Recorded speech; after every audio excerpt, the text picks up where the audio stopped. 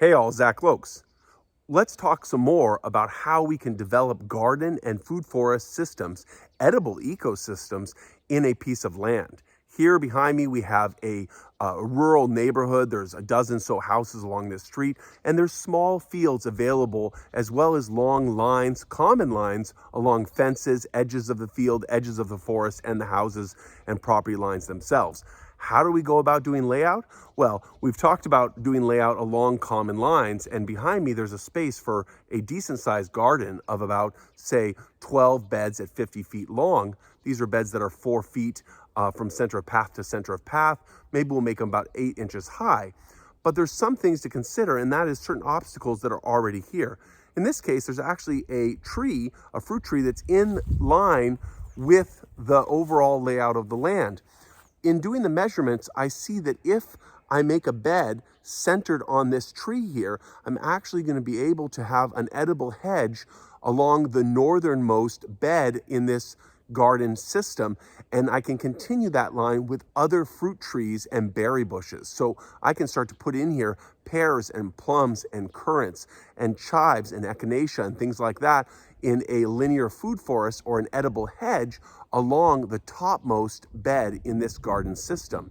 And this is one way that I'm able to work with the obstacles that are already here and integrate trees that are existing into the land.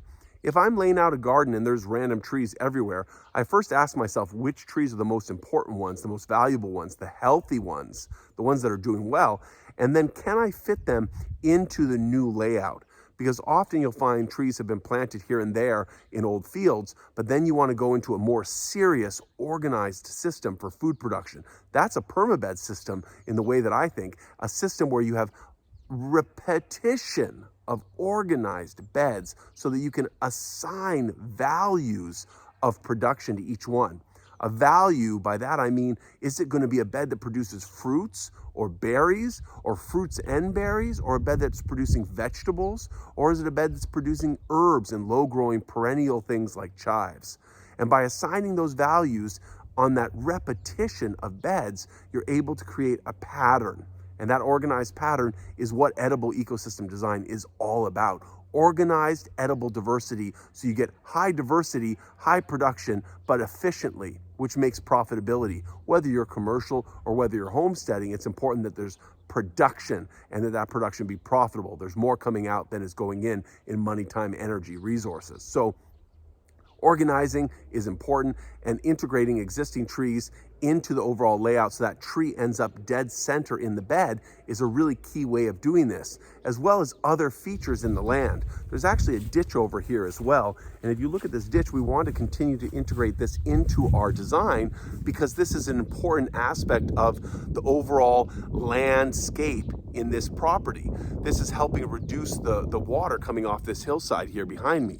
So what we want to do is we might even dig this out, but we'll continue following the common line of this ditch, which is actually in line with the fence line over there in the road.